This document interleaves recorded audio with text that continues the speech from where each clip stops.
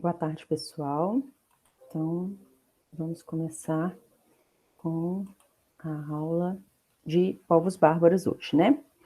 Então, gente, sobre os povos bárbaros, né? No ano de 476, né, marcou a queda do Império Romano do Ocidente, né? Terminando assim o período da Idade Antiga e dando início ao da Idade Média. O marco foi a deposição do imperador romano Rômulo, sendo colocado um germano no seu lugar.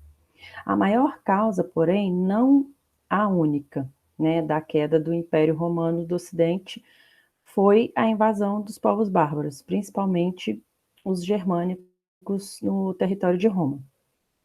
Esse período de invasões e imigrações se deu desde o fim do século IV, né, quando tribos asiáticas passaram a pressionar tribos europeias, tornando mais delicado o problema, né, dos territórios do Império, o que culminou no século V.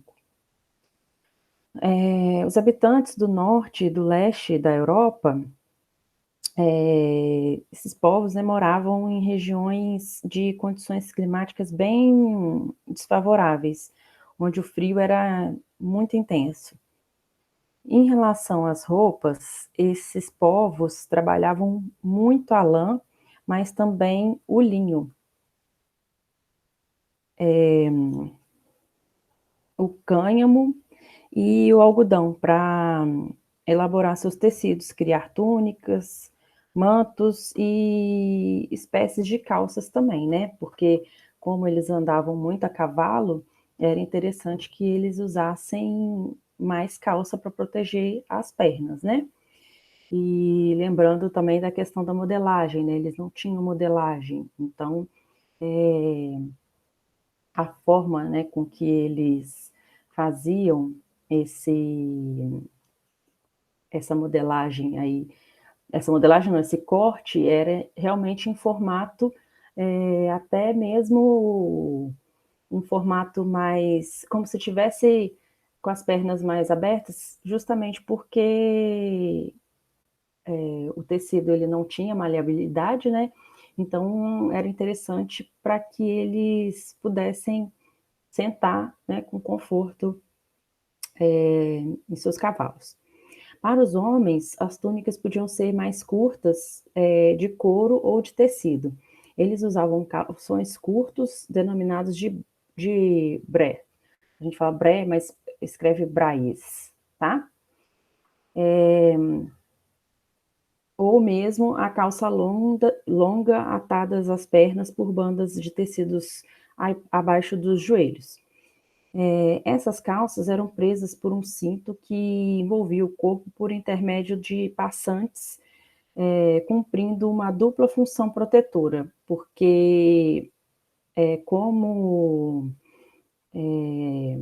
eles tinham a condição de nômades, né, e se locomoviam sobre o lombo do animal, como eu falei, né, principalmente por cavalos, eles precisavam de proteção contra o atrito, né, e também contra o frio, por causa das condições climáticas que eu falei para vocês que eram bem hostis, né, muito, muito frio mesmo.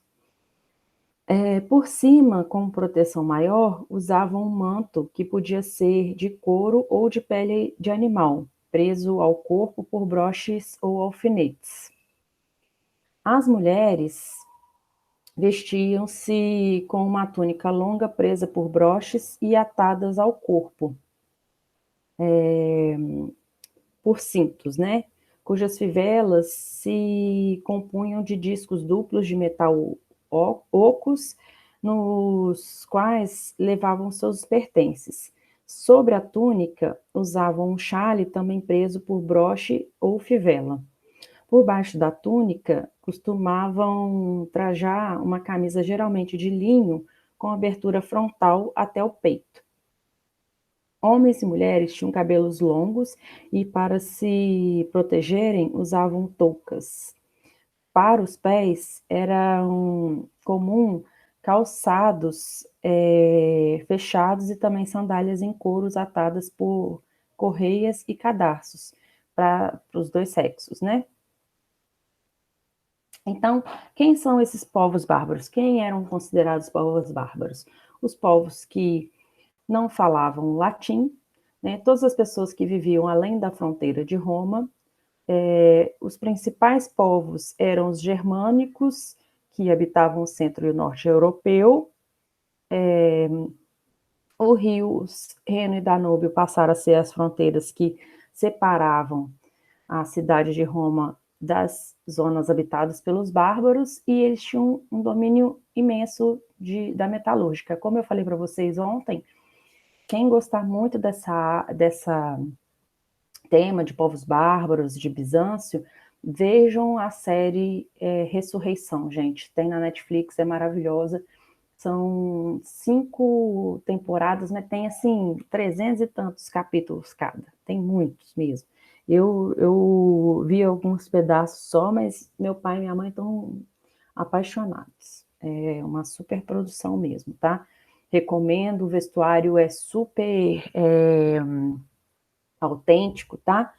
Então, vale super a pena. Eu vou ver se eu consigo passar um finalzinho aqui para vocês só darem uma olhada mais ou menos na série, mas eu fico preocupada porque às vezes o YouTube bloqueia. Se bloquear, aí fica complicado.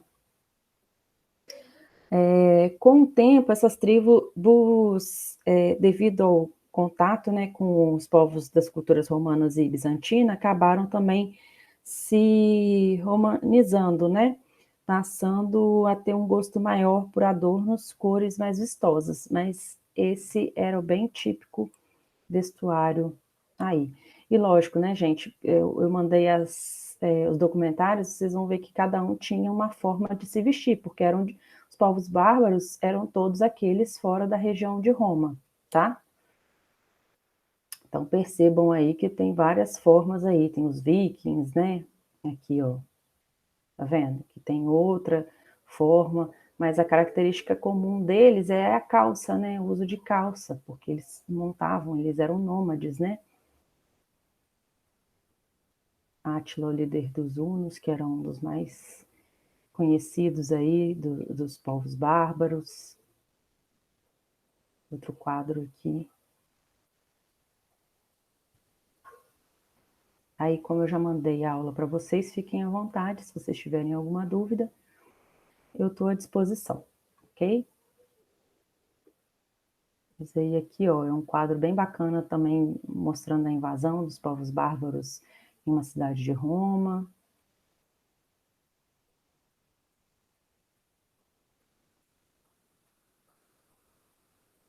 Aqui, né, uma arquitetura, lembrando que como eles eram nômades, eles tinham pouquíssima arquitetura, e é bacana vocês verem a série por isso, porque vocês vão entender muito, assim, sabe, do cotidiano e dessa vida dos povos bárbaros.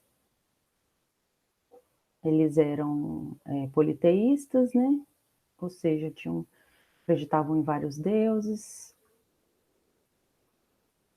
Eu peço que vocês leiam aqui, ok?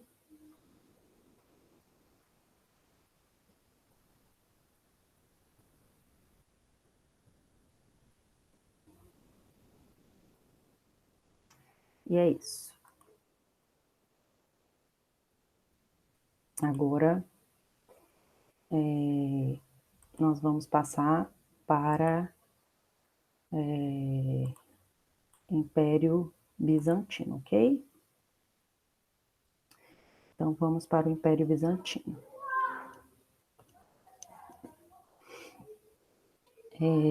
Como eu falei, né? Então, sobre o Império Bizantino, Roma estava enfraquecida, né? E a capital do Império foi transferida para uma antiga colônia grega situada no Bósforo, que se chamava Bizâncio, e cuja capital passou a ser Constantinopla no século IV. Com o passar dos anos, já em fins do mesmo século, o Império foi dividido em Império Romano do Ocidente e Império Romano do Oriente. A região oriental estava mais fortalecida, né? E em razão de diversos fatores socioeconômicos e culturais. Além da situação geográfica privilegiada, né, servindo de entreposto entre o Oriente e o Ocidente. O apogeu da cultura bizantina ocorreu no século VI, durante o governo do imperador Justiniano, cuja esposa era Teodora.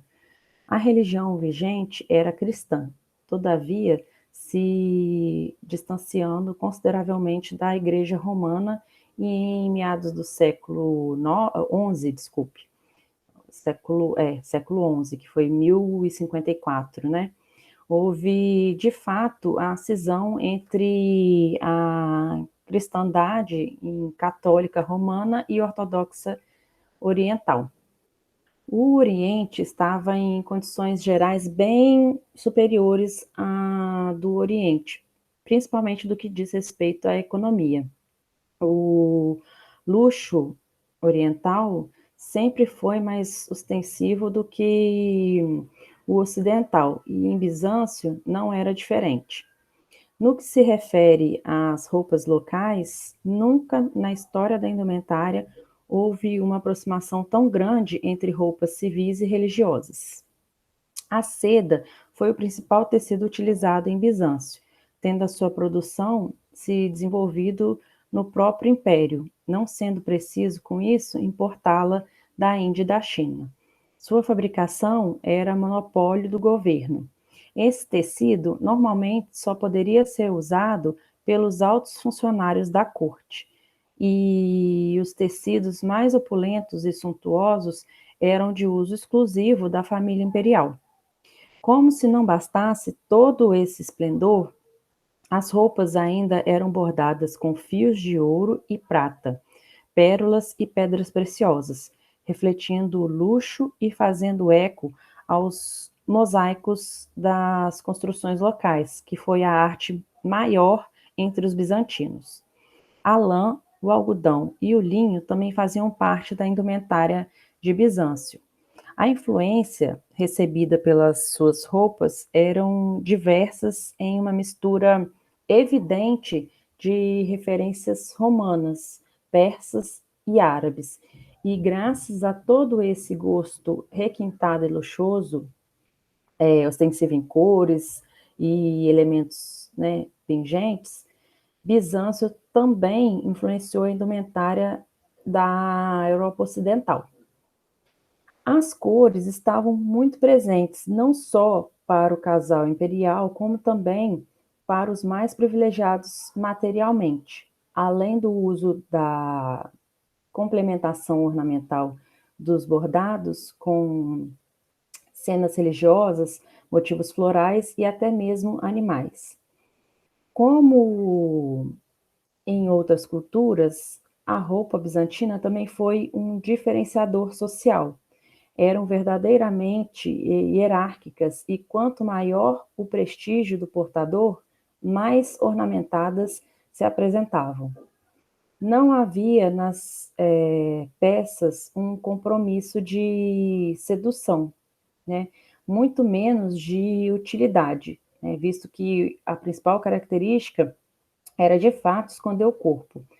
Isso também claramente evidenciado pelas formas amplas do corte que envolviam o corpo de quem usava, né? A gente pode perceber que essas roupas eram totalmente diferentes daquelas usadas no período da Antiguidade Clássica, tanto na Grécia quanto em Roma. Apesar das diferenças, a influência do corte do manto era nitidamente romana. Entretanto, né, ela evoluiu ganhando maior comprimento. Esses mantos eram presos nos ombros por broches ou fivelas, né, que eram verdadeiras joias, né? A roupa em si era muito semelhante para os dois sexos, pois ambos vestiam túnicas com mangas longas até os punhos, e com isso o aspecto de orientalização ficou cada vez mais evidente. Para os sapatos não era diferente o excesso de ornamentação, normalmente em seda, tendo também aplicações de pérolas e pedras. Ainda hoje, os patriarcas da Igreja Ortodoxa, desculpa, em suas cerimônias religiosas, trajam paramentos muito parecidos com as roupas usadas pelos imperadores bizantinos.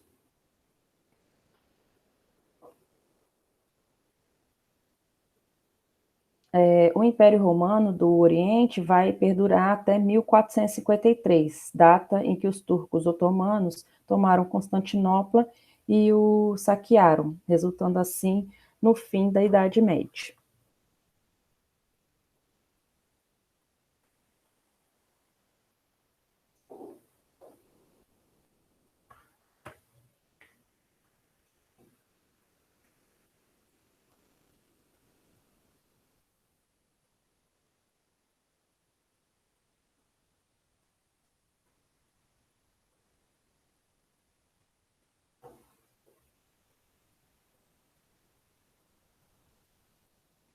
Lembrando que a Basílica de Santa Sofia, que a gente chama, ela não existe, não é uma santa chamada Sofia. Esse Sofia, ele significa filosofia, um lugar para se pensar, um lugar para se exaltar o Deus, né? E aí, só uma observação, né? Porque eles não têm uma santa chamada Sofia, esse Sofia é de filosofia, ok? A Imperatriz Teodora, né, ela é uma das consideradas a primeira espiã industrial da história, né, na história da moda, né, porque ela mandou 2 monges para China com aqueles cajados ocos, e aí esses monges voltaram com várias bichinhos da seda, né? E aí eles começaram a produzir a seda também, tão boa quanto a da China, tá? O imperador também, ele, os imperadores, eles tinham uma outra forma de escolher a sua parceira. Eles escolhiam a sua parceira por beleza e não por contratos de reinos, né? Como fazia em Roma. Então, Constantino escolheu Teodora pela beleza e entregou a ela uma maçã, mostrando a ela que ela seria a próxima imperatriz, né? Aí Constantino, eles tinham uma questão de beleza muito bem definida, a tapeçaria deles, né?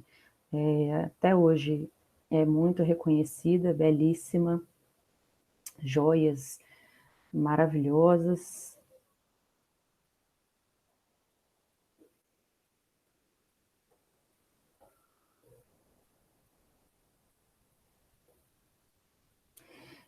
O traje dos imperadores bizantinos ou gregos não é muito mais velho do que o próprio Império Romano do Ocidente, porque a indumentária imperial adotada por Diocleciano e tornada ainda mais pomposa por Constantino foi logo desprezada como ostentação vaidosa pelo imperador Juliano, que subiu ao trono somente 10 anos depois da morte de Constantino. Os sucessores imediatos de Juliano atribuíram a essa indumentária a mesma pequena importância que ele. Teodósio, que data de 379 a 395, foi o primeiro que julgou necessário manifestar sua dignidade através da vestimenta, entre outras coisas, e assim sendo é, introduziu o esplendor, né, ao qual deram continuidade todos os imperadores gregos que o sucederam. Essa indumentária imperial diferia pouco da de Diocleciano quanto ao corte e os tecidos usados, né? Consistia em uma estola de seda branca ricamente ornamentada, com ouro no peito e nos ombros, né? E, na verdade, tratava-se de uma espécie de camisa de mangas compridas que chegava até os pés, né? Às vezes chamado de talares dalmática, com uma capa púrpura, né, presa no ombro por uma fivela de metal precioso, adornada com uma larga faixa de bordados de ouro, que chama clavos, né, e ornamentados em ponta ou arredondados, né, bordados ou aplicados. A indumentária também incluía sapatos de seda púrpura bordados com pé. Não, gente, o sapato de seda púrpura bordados com pérolas. Um diadema, né, com um requintado arranjo de pérolas e o cetro real ou bordão de ouro. Vale notar que essa magnífica indumentária era usada pelos imperadores não apenas em certas ocasiões oficiais, mas praticamente o tempo todo, porque a corte bizantina foi a mais luxuosa e dissoluta de toda a corte da Idade Média. Em um grande mosaico da igreja de Santo Vitale, em Ravenna, representando o imperador Justiniano e seu séquito, mais ou menos no ano de 547, o monarca está vestido exatamente de modo como descrevemos, com a exceção de que, em vez da estola, está usando uma túnica branca que chega até o joelho, guarnecida com ouro nas laterais e presa por um cinto vermelho. E também meias bastante justas, de cor púrpura. O clavos de sua capa púrpura é de ouro decorado com aros vermelhos, dentro dos quais vemos um animal verde que se assemelha a um pato. 3 braceletes de ouro podem ser vistos em seu antebraço. O manto imperial, como o dos outros bizantinos, né, de classe alta, tinha a forma de um semicírculo ou de outro grande segmento de círculo. O centro da extremidade reta era colocada sobre sobre o ombro esquerdo. Em seguida, o tecido era bem ajustado ao redor do pescoço e preso no ombro direito, de tal modo que caía de ambos os lados do braço direito. A forma do manto e a maneira de vesti-lo foram conservadas por todos os imperadores bizantinos. A ornamentação, porém, passou por várias transformações, e aos poucos o manto tornou-se mais rijo, sem movimento, graças aos bordados em ouro, às joias e ao peso da barra cravejada de pérola e pedras preciosas que guarneciam todas as extremidades da indumentária. O clavos, que sempre acompanhava o traje, tinha também grande produção de enfeites. Pouco depois da morte de Justiniano, a maneira de vesti-lo sofreu modificação. Ao lado esquerdo foi levantado, permitindo que pendesse do braço. E aí vou mostrar para vocês mais algumas imagens.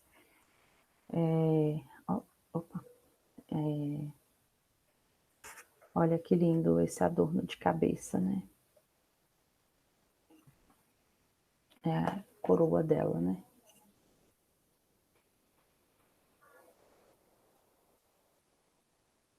Aqui, ó, vocês veem que os imperadores se colocavam próximos a Jesus Cristo, né? Então, eles sempre muito religiosos, mas muito como se fossem Deus na Terra, né?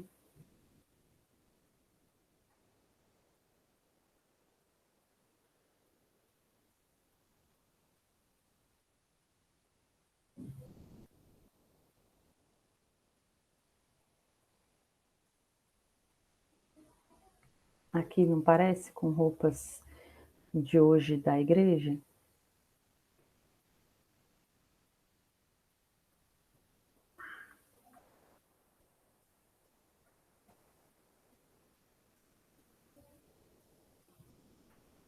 Então, entre os séculos V e XII, o Império Bizantino e sua capital Constantinopla foi a base do comércio, cultura e moda mundiais. Originalmente uma colônia de cabanas de junco, fundada por volta de 660 a.C., por uma comunidade de imigrantes gregos, provenientes de Mégara, Bizâncio foi renomeada Constantinopla no ano de 330. Quando o imperador romano Constantino o Grande restabeleceu a cidade, deu o seu próprio nome, né? No entanto, o nome oficial da cidade era Constantinópolis, Nova Roma. A cidade de Constantinopla, que é a Nova Roma. Seu desenvolvimento foi tamanho que se tornou a cidade mais opulenta do mundo. Situada no lado europeu do Bósforo Estreito, que separa a Ásia da Europa, a nova capital tinha uma posição estratégica para o Império Romano. Constantino percebeu que com um porto espetacular, a cidade se tornaria uma conexão essencial por terra e por mar entre as civilizações orientais e ocidentais. Teodósio, que foi imperador de 379 a 395, foi o último imperador a governar os territórios oriental e ocidental do Império Romano. Durante seu reinado, ele introduziu uma grande mudança na sociedade bizantina. A forma católica romana do cristianismo tornou-se a religião oficial. Essa mudança completou a ascensão do catolicismo de uma religião clandestina praticada por pessoas do povo a uma devoção da elite, um processo iniciado por Constantino. Com a morte de Teodósio, o império foi dividido entre seus dois filhos. Honório recebeu o Império Ocidental e Arcádio o Oriental. Quando Roma caiu, durante a invasão germânica, no ano de 476, Constantinopla se tornou a capital do que tinha restado, né, do Império, e o papado finalmente se restabeleceu em Roma. Após a queda de Roma, a posição estratégica de Constantinopla entre a Europa e o Oriente se tornou cada vez mais importante. As mercadorias mais luxuosas, sobretudo a seda, chegavam às cidades vindas da Ásia, no início por mar. Posteriormente, seda, perfumes e especiarias passaram a chegar por terra através da Pérsia. Porém, após a descoberta do segredo da produção desse tecido chegar a Constantinopla em 1552, o comércio de seda da Pérsia diminuiu. Constantinopla, por sua vez, exportava uma grande quantidade de mercadorias bizantinas, obras de arte, trajes de seda, papiro, porcelana, taças, incensos e perfumes, para igreja, mosteiros e cortes da Europa Ocidental. Móveis e trajes cerimoniais bizantinos ainda hoje são encontrados em igrejas russas. Lembrando que o czar russo, nessa época, mandou vários monges irem para várias regiões conhecerem as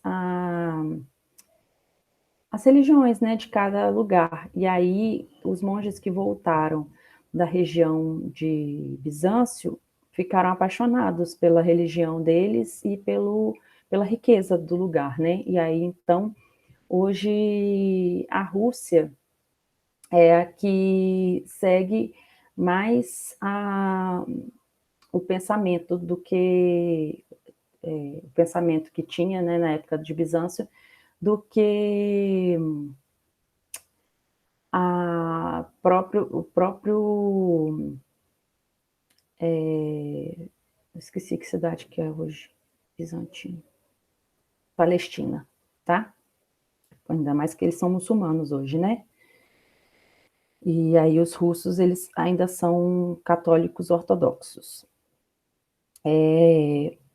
Os prósperos bazares da cidade eram o ponto de encontro para a população multirracial de Constantinopla. Nesses locais, uma grande variedade de produtos exóticos era comercializada rapidamente. Seda chinesa, sândalo da Indochina, pimenta de Malabar, almíscar de Sindhu, além de pedras preciosas e semi-preciosas. Justiniano I, né, que foi imperador de 527 a 565, e sua mulher Teodora, foram os mais célebres governantes de Bizâncio, tanto por sua origem quanto por suas ações. Sua ascensão ao poder foi fenomenal. Justiniano era um camponês, trabalhador rural dos Balcãs, que ascendeu através do serviço diligente no exército. Teodora era filha de um tratador de ursos do anfiteatro de Constantinopla. Mais tarde, ela se tornou conhecida como atriz e dançarina. Possivelmente, né, isso era considerado como prostituta na época, né? Depois, eles tiveram um grande impacto, né, na história. O reinado de Justiniano foi considerado o auge da cultura bizantina. Ele patrocinou a compilação e a nova codificação da legislação romana, né, que formou a base da teoria jurídica europeia até o século XIX. Ele incumbiu os arquitetos Atêmico e Isidoro a construir a espetacular igreja, né, de Santa Sofia, como eu já falei para vocês, né, que foi erguida entre os anos de 532 e 537, após a igreja original ser destruída pelo fogo. Justiniano também promoveu a produção de cerâmicas, mosaicos, objetos de ouro e prata e de tecido de seda. Com seu apreço por cerimônias e opulência, Justiniano e Teodora personificam o estilo suntuoso dos bizantinos. Os historiadores escrevem sua época como opulenta, elegante e elitista.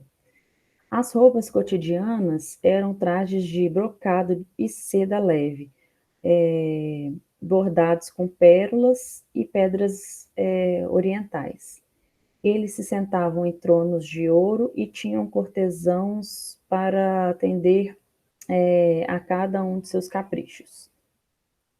O grande palácio imperial em que viviam, construído no século V, era uma das construções mais emblemáticas da cidade.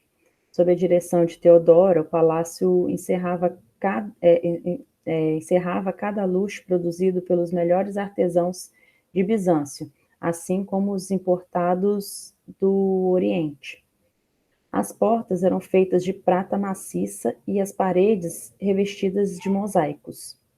No interior do palácio havia colunas de prata pura, mesas de prata e com incrustações de madrepérola, mobília de ouro, cortinas extravagantes em púrpura e pisos de mármore. Os convidados do palácio caminhavam sobre um aromático tapete de pétalas de rosa, alecrim e murta. Do lado de fora, o jardim imperial tinha sendas de mármore, sobre as quais perambulavam ibis, pavões e fazões, enquanto fontes jorravam água perfumada. O mecenato cultural de Justiniano e o estilo de vida da corte foram notáveis, mas sua destreza militar não teve tanto sucesso.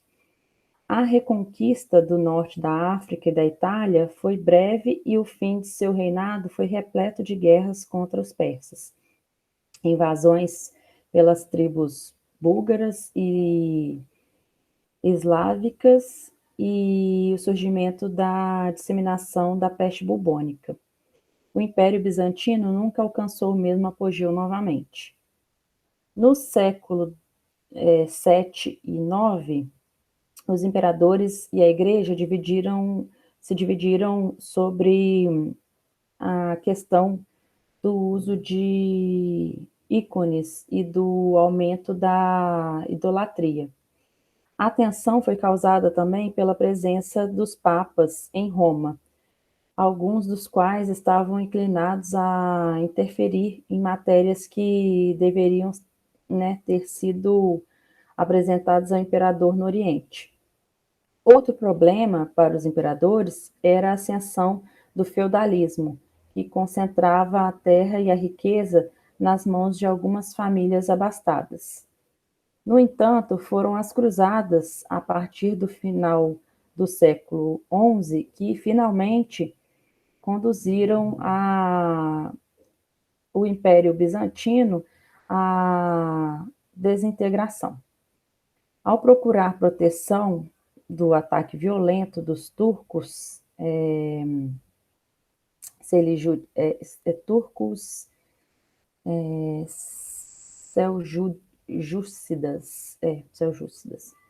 Em fins do século XI, o imperador Aleixo I pediu ajuda a Veneza e ao Papa. As cruzadas foram uma série de expedições para combater os turcos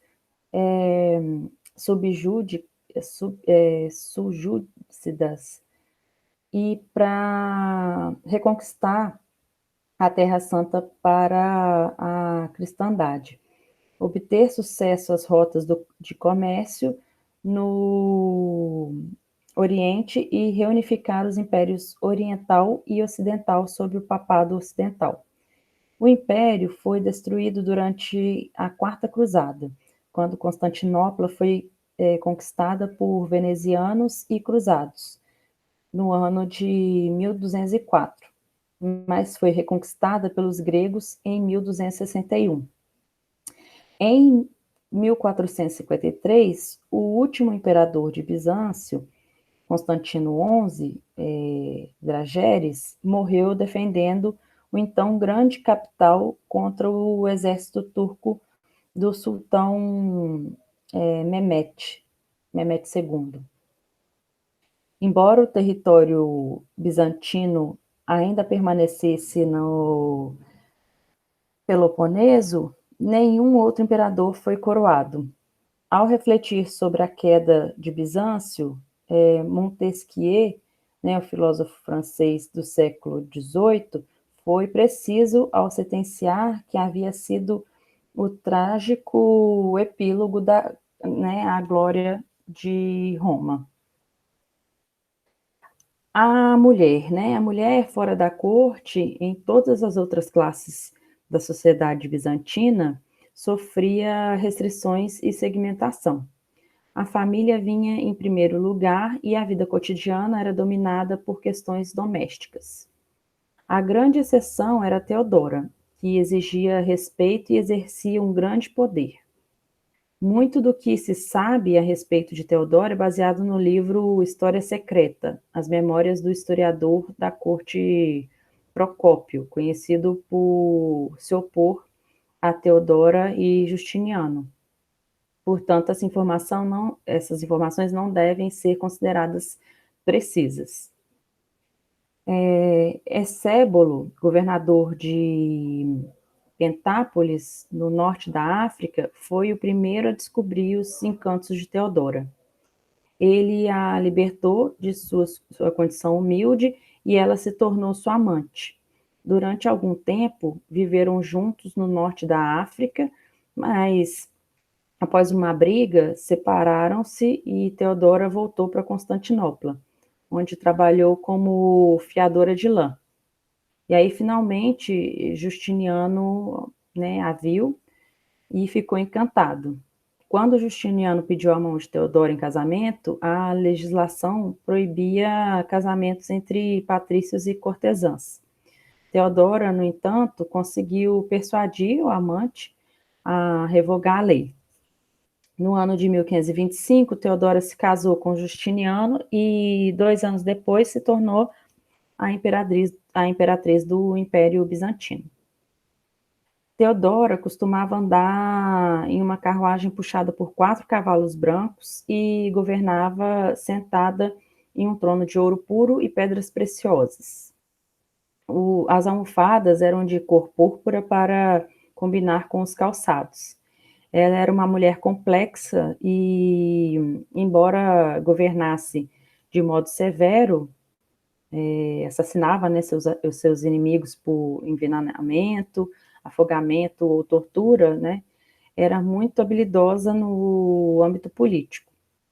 Durante a revolta de Nica, em 532, quando os rebeldes atacaram o palácio, Teodora se recusou a deixar o local, dizendo ao marido que ela preferia morrer, né, na púrpura de uma imperatriz que fugir. Os historiadores acreditam que sua coragem salvou a coroa do marido.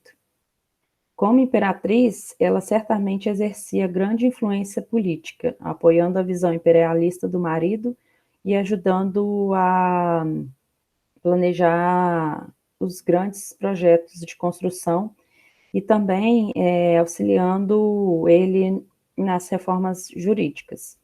Seu papel público era muito mais proeminente que o tradicional papel de mulher do imperador. Teodora tinha uma participação ativa nos conselhos de Estado e recebia embaixadores e enviados. Teodora também era caridosa, né? Costumava doar ouro para as igrejas e, em gesto de benevolência, libertou as prostitutas de Constantinopla, comprando a liberdade das mulheres e, em seguida, convidando elas para o palácio, né, onde presenteou elas com uma muda de roupas. Sua intervenção na situação da prostituição teve grande repercussão. Em 535, o Édito transformou a prostituição em crime e os proprietários de bordéis foram proibidos de manter operações nas maiores cidades do Império. E aí o estilo bizantino combinava as influências greco-romanas com a opulência asiática e oriental. Exerceu grande influência na indumentária medieval e renascentista. Assim como gregos e romanos, os bizantinos usavam trajes de forma simples. A peça de vestuário mais importante da época era uma túnica em formato de T. A toga também foi usada pelos cônsules bizantinos até meados do século VI. Mas a incorporação de tecidos de cores fortes, franjas, borlas e bordados com joias, todos de origem oriental, representou uma inovação espetacular no vestuário bizantino. Os bordados podiam ser religiosos, representando as imagens dos reis magos, por exemplo, e também florais e geométricos de estilo oriental. O vestuário era um símbolo de condição e posição social. A reunião de Constantino com o Concílio de Nicéia, no ano de 325, destacou esse ponto. Seu traje no encontro decisivo, planejado para suprimir a inquietação religiosa em todo o império, era amplo e imponente. Ele vestia trajes de cor púrpura, bordados com ouro e incrustados com joias bozerquins vermelhos de salto alto e uma tiara de ponta. A partir desse momento, a vestimenta se tornou um símbolo de posição social em toda Bizâncio. Os imperadores, que ocupavam a dupla função de chefes de Estado e da Igreja, viviam em grande luxo, embora o estilo de vida fosse extremamente controlado e governado pela cerimônia. O protocolo prescrevia cada detalhe da roupa usada pelo imperador em uma determinada ocasião. As peças de vestuário, a coroa e as joias. Apenas a realeza podia usar a cor púrpura real, por exemplo. Essa cor foi inspirada pela toga picta, púrpura do imperador romano. As técnicas de produção de corante púrpura eram cuidadosamente mantidas em segredo pelos artesãos imperiais. Além da opulência e do esplendor, o cristianismo exercia grande influência nos estilos da indumentária bizantina. Para as roupas de homens e mulheres, prevalecia o recato inspirado na religião, e, portanto, o corpo era coberto. As mulheres cobriam o rosto e as mãos, e os homens vestiam calças sob as vestes. Sob as pesadas camadas das longas e amplas túnicas, era difícil diferenciar os homens e as mulheres. Cenas religiosas selecionadas a partir da fé cristã eram bordadas nos trajes com motivos simbólicos. Os mosaicos da igreja de São Vital, em Ravenna, revelam que o imperador bizantino usava uma indumentária que poderia parecer eclesiástica. De fato, originalmente, não havia grande distinção entre os trajes do clero e as usadas pela população. Pouco depois, o clero foi proibido de seguir as tendências da moda. Desse momento em diante, embora o vestuário tenha evoluído, os clérigos católicos e ortodoxos usam trajes que sofreram poucas modificações. A vestimenta cerimonial dos imperadores de Bizâncio contribuiu para a reputação do império de excessos na indumentária. Entretanto, a diferença de Roma, as restrições no vestuário, né, não eram determinadas pelo governo. A escolha dos tecidos e a decoração eram meramente uma questão econômica. Riqueza e condição social eram exibidas por meio do uso de trajes ornamentados. Justiniano é célebre por ter conduzido os assuntos cotidianos do império, vestindo uma túnica ricamente bordada, uma sobretúnica com uma borda de ouro, né, um imenso e amplo manto, calças de seda púrpura e uma coroa, que foi o que eu já falei, né, com vocês. O vestuário feminino compartilha as mesmas características do masculino. Ambos escondem as formas que têm um grande número de camadas. A primeira camada, vestida, consistia em um camisolão justo na altura dos tornozelos. Em seguida, vestia-se uma túnica mais curta, que revelava o camisolão por baixo. Essa túnica era presa ou acinturada acima ou na cintura. As mulheres usavam a estola romana e, em certas ocasiões, usavam duas ou ao mesmo tempo. A pala era usada sobre a estola. Algumas mulheres usavam véus confeccionados a partir de uma longa peça de tecido que podia descer atrás da cabeça ou ser dobrada para a frente e drapeada no braço. As túnicas longas e a gola alta de Teodora procuravam seguir completamente a obsessão da época com o encobrimento das formas do corpo.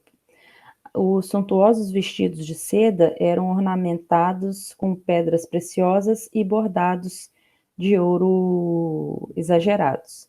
A imperatriz usava um colar de ouro ao redor do pescoço ou cordões de pérola, esmeraldas e rubis. Nas cerimônias, Teodora usava uma pesada coroa de ouro com cascatas de pérolas e esmeraldas que desciam sobre o busto. Nos primórdios de Bizâncio, os homens das classes altas usavam roupas de influência romana. O vestuário se apresentava camadas para ocultar o corpo. Havia roupa de baixo, uma túnica branca de mangas compridas e ajustada na altura dos tornozelos ou joelhos. A dalmática, túnica com mangas compridas e amplas, podia ser usada sobre a túnica ou substituí-la.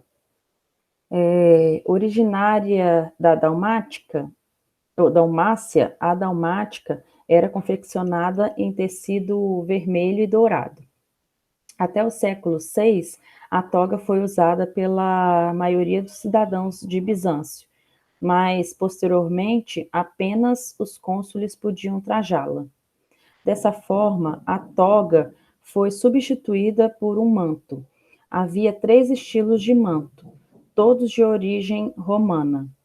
Justiniano é representado mosaico de igreja de São representado no mosaico da igreja de São Vital, em Ravenna, usando o primeiro estilo, um retângulo simples de tecido que ia até o chão e era enrolado ao redor dos ombros. Uma capa semicircular presa no ombro também era usada e uma capa circular, muito semelhante à pênula romana. Era costurada na parte da frente com uma abertura para a cabeça. E, em alguns casos, tinha um capuz que podia ser retirado. Outra alternativa à toga era a clâmide grega, que costumava ser usada com uma peça quadrada de tecido bordado, denominada tablion. No século V e VI, os homens da classe média usavam a túnica com uma gola decorativa e mais longa que as túnicas usadas pelos cortesãos. Sacerdotes e nobres também usavam o pálio. Embora essa peça tenha o mesmo nome do manto romano, era completamente diferente, constituindo-se de uma faixa de tecido ricamente decorado, de cerca de 20 centímetros de largura, que era enrolada ao redor do pescoço. Sob a túnica, os homens também usavam chalces ou hosen, meias de tecido de lã, né, que iam da cintura às pontas dos pés, ou bré, que eu falo brais, mas fala pé, um tipo de calção. A partir do século VI, os homens passaram a vestir ceroulas ou calças. Os trabalhadores usavam calções enfiados nas botas até os joelhos, cobertos por uma túnica que iam até a coxa e um manto na altura do tornozelo feito de lã simples e sem estampas.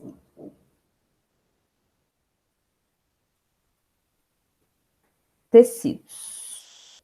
Os bizantinos trabalhavam com uma variedade de tecidos para confeccionar as roupas imperiais: seda, tafetá, damasco, veludo, tapeçaria, brocado, linho, lã e algodão. O uso de tecidos suntuosos é o que diferencia o seu vestuário da indumentária de outras civilizações. A introdução da produção doméstica de seda foi uma das principais contribuições de Bizâncio à história da moda. Principalmente a seda era importada para Constantinopla por meio de longa rota comercial, que se estendia do Oriente Médio até a China.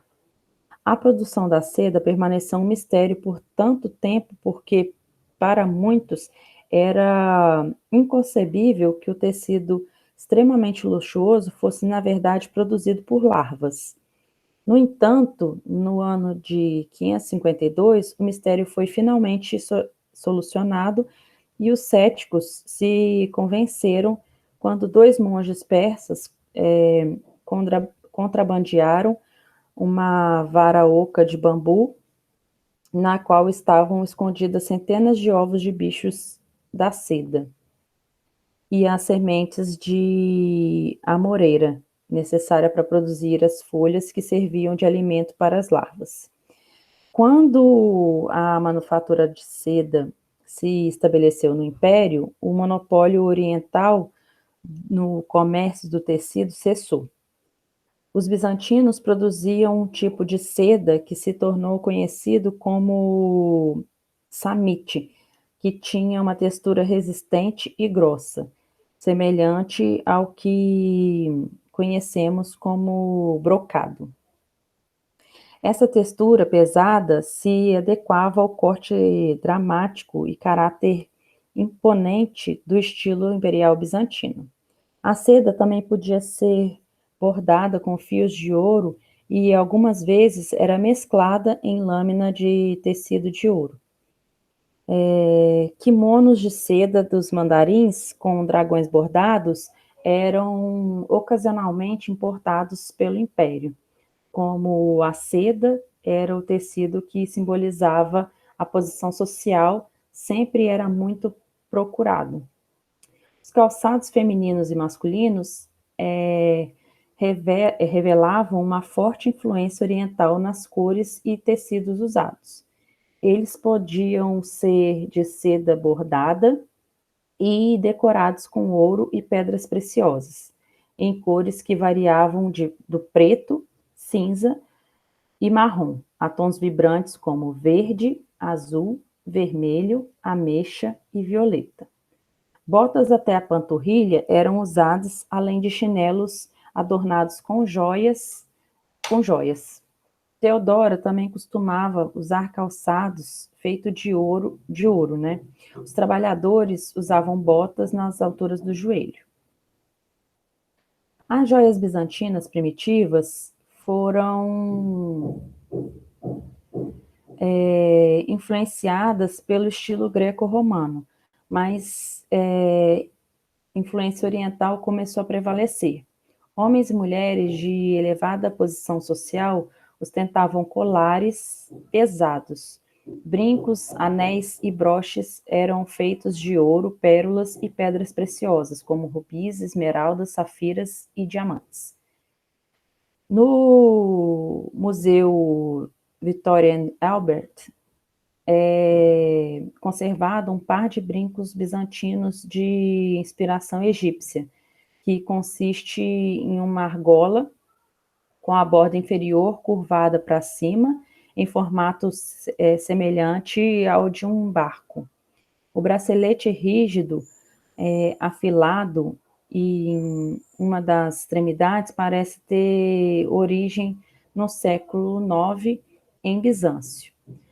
Um bracelete bizantino original do século IX, em ouro e esmalte, pode ter visto no Museu Arqueológico de Tessalônica, na Grécia.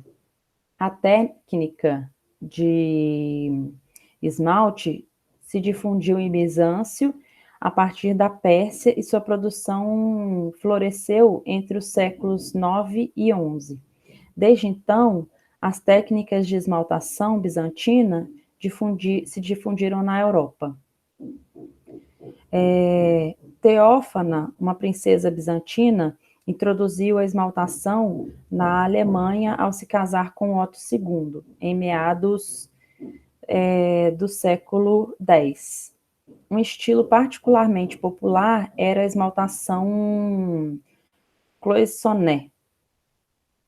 Inventada por ourives gregos, o estilo cloisonné consistia em uma fina camada de esmalte branco ou azul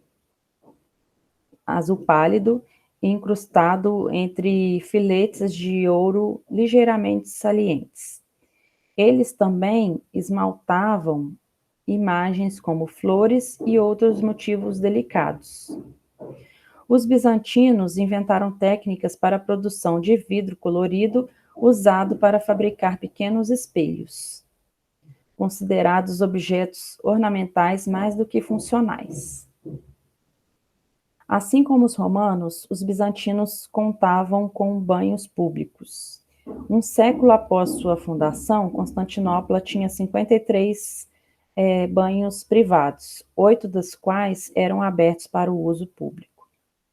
Os bizantinos, ao que parece, acreditavam que a limpeza desempenhava um papel importante na saúde e no bem-estar, porque os hospitais de Constantinopla prescreviam banhos para os pacientes 2 vezes por semana. Na Páscoa, os doentes recebiam uma barra de sabão anal. Os cosméticos não eram uma grande preocupação para os bizantinos, mas eles foram muito famosos por sua contribuição à perfumaria.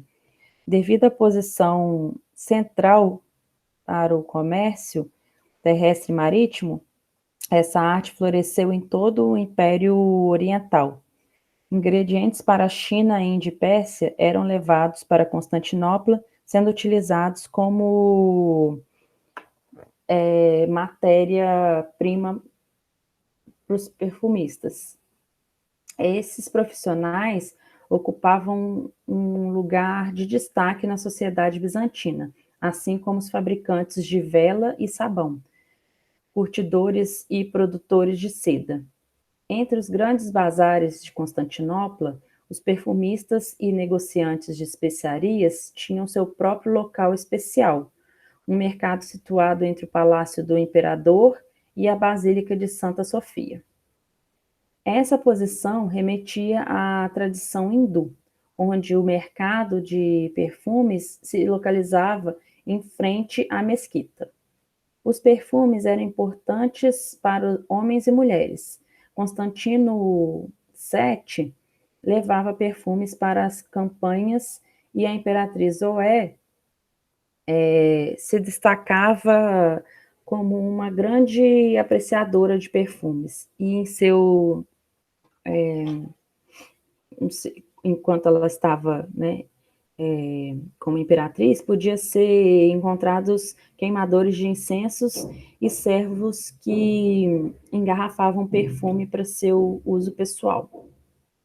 Assim como o vestuário, os penteados para homens e mulheres combinavam a influência romana e oriental. As mulheres usavam cabelos compridos e adotavam penteados elaborados. Possivelmente usava um turbante em estilo oriental para manter os cachos no lugar e entremeavam com corrente pérolas no cabelo. Os homens usavam cabelo curto com uma franja, um estilo semelhante ao usado pelos homens durante o Império Romano. Outro estilo popular era o cabelo cortado no comprimento médio e escovado para trás. Antes do século IX, os homens raspavam a barba, mas posteriormente passaram a usar barbas aparadas e bigodes, para assinalar a dedicação à religião.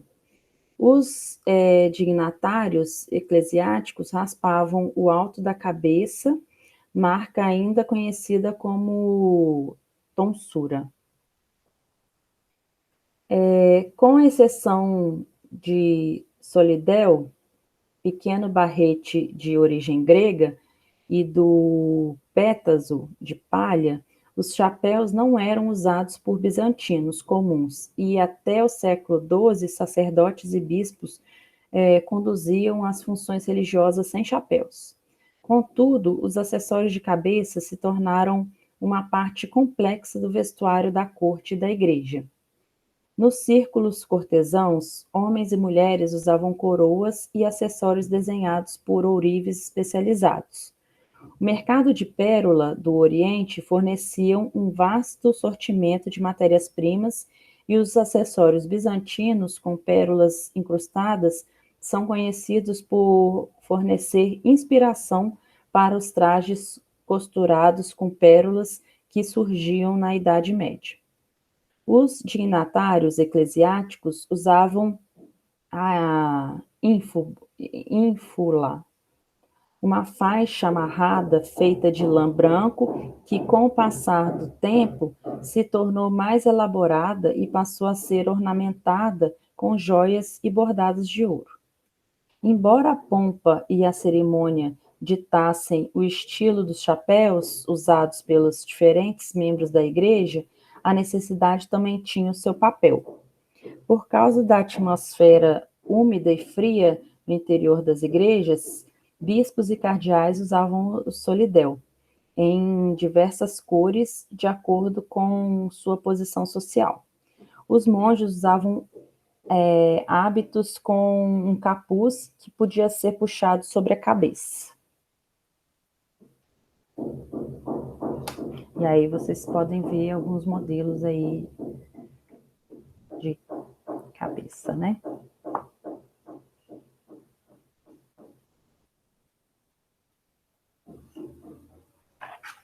E é isso, gente. Aí eu vou passar também para vocês, vou mostrar os desfiles, né? Que são maravilhosos, tá?